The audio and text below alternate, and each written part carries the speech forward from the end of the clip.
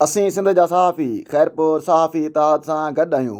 SSP Samiullah Soomro होश खां कमु वठे। सिंध ऐं सिंधी माण्हुनि खे जेतिरियूं तकलीफ़ूं अंज ऐं अज़ाब हिन नाम निहाद पढ़ियल लिखियल उर्फ़ CSS ऑफिसरनि ॾिना आहिनि, एतिरा त शायदि ज़ालिम वॾेरनि ऐं भोतारनि बि न ॾिना आहिनि। हीअ अफ़सोस जहिड़ी ॻाल्हि आहे त कुझु महीना अॻु हिंगोरजन में फुटियुनि जो अघु घटि मिलण ख़िलाफ़ थियल एहतजाज जे नतीजे में आबादगार अॻवाननि ऐं 22 सहाफ़ियुनि ते दहशतगर्दीअ जे कलम तहत हिकु निसोरो कूड़ो केस दाख़िल कयो वियो, जंहिं ख़िलाफ़ सख़्तु एहतजाज करण ते SSP ख़ैरपुर समीउल्लाह सूमरे ख़ैरपुर जे सहाफ़ियुनि खां माफ़ियूं वरितियूं ऐं तौबा ताइब थी केस ख़तमु करण जो वाइदो कयो। पर हाणे साॻियो केस ATC कोर्ट में चालान कयो वियो आहे, जंहिं में ख़ैरपुर सहाफ़ी इतिहाद जो चेयरमैन ग़ुलाम हुसैन चांग ऐं सदर जमाल महमूद खोड़ो बि जवाबदार ॼाणायल आहिनि। इन कूड़े केस में तक़रीबन सभिनी अख़बारनि ऐं न्यूज़ चैनल जा रिपोर्टर जवाबदार ॼाणायल आहिनि। उहो बदतरीन केस SHO मुश्ताक जतोई जी फ़रियाद ते दाख़िल कयो वियो। उन SHO ऐं संदसि ऑफिसर SSP ख़ैरपुर खे शर्म अचणु घुरिजे, जेकी ज़िले में अमन अमान त कराए नथा सघनि, पर माफ़ियाउनि जे आङुरियुनि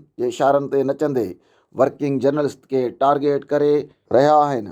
हिन कूड़े केस जो DIG Sukkur, IG Sindh police ऐं CM सिंध खे बि नोटिस वठणु घुरिजे।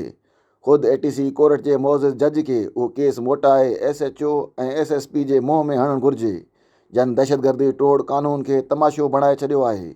असीं सिंध जा सहाफ़ी ख़ैरपुर सहाफ़ी इतिहाद सां मुकमिल साथ जो इज़हार करियूं था ऐं SSP ख़ैरपुर समीउल्लाह सूमरे खे चिताव ॾींदे चऊं था त कूड़ ऐं ठॻीअ जी रांदि बंदि करे, न त सॼी सिंध जा सहाफ़ी ख़ैरपुर में गॾु थी तुंहिंजो घेराव कंदा ऐं सॼी दुनिया खे ॿुधाईंदा त तो जहिड़ो नाअहल, नाकारा, करप्ट, राशी ऐं कलम दुश्मन ऑफिसर ॿियो को बि नाहे, ऐं पोइ तुंहिंजे कैरियर ते अहिड़ो कारो दाग़ लॻी वेंदो जो 100 धाड़ियल मारे बि धोई न सघंदे।